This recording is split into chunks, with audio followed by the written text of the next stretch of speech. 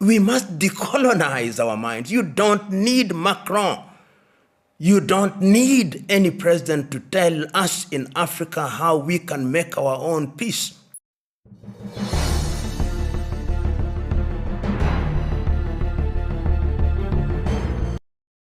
It is long and has several twists and turns.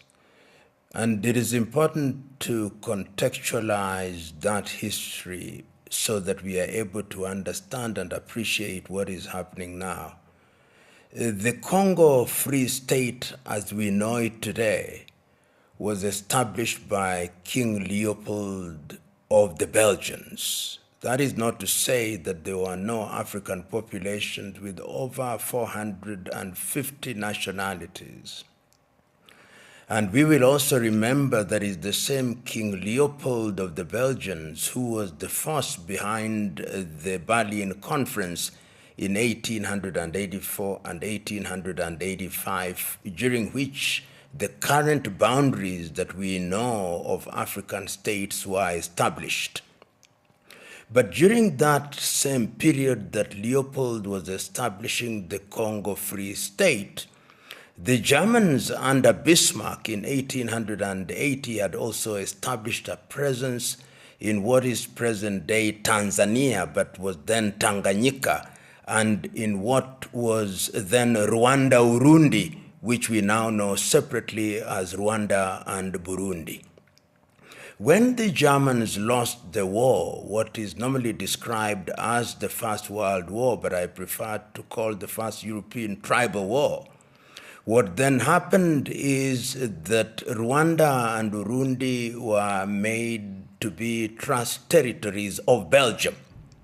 So the original sin in terms of the conflict that we see in DRC today was planted in those days, planted by King Leopold of the Belgians, reinforced in Berlin in 1884 and 1885.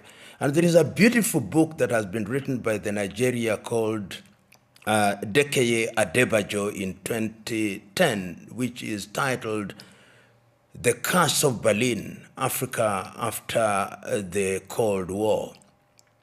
And it is important to have that history for us to appreciate what is now known as the conflict that is pitting Congo. Some say that the Rwandese are involved because the people that are fighting as M23 are of Tutsi stock, but they are Congolese.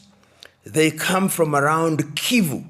The fact that a boundary was drawn by the colonialists and put them in a country that is now known as DRC, at one time was known as Zaire or Congo Kinshasa, does not make them Rwandese.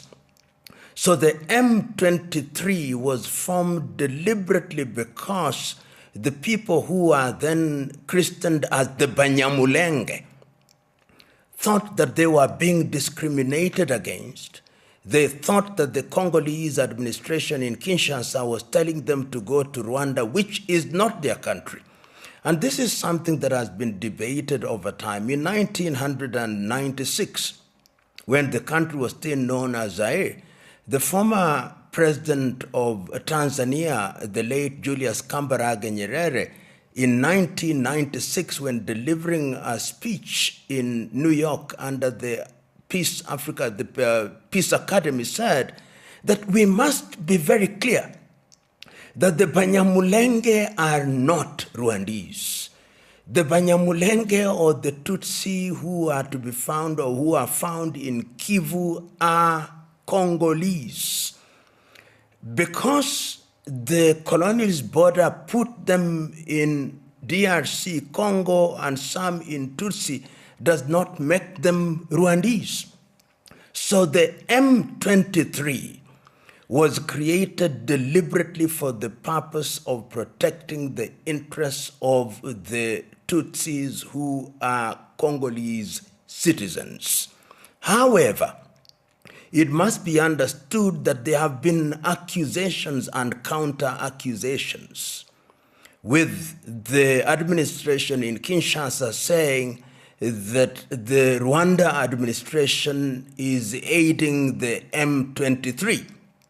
Rwanda, on her part, has said that because the war spills over into Rwanda occasionally, they are always on a defensive and sometimes in an offensive mode. And you will remember that when Felix Tshisekedi took over power, there was a time indeed when he visited Kigali and gave the Rwandese the right to move into the territory of Congo to deal with other rebel groups which were a threat to Rwanda, in the same way that he also did to the Ugandans. The fallout now is that diplomatically there is now a problem between Rwanda and the Democratic Republic of Congo, and the accusations are that the Rwandese administration is using M23 to destabilize DRC and also to take resources. But I believe that if we are to look at the issue in an objective manner,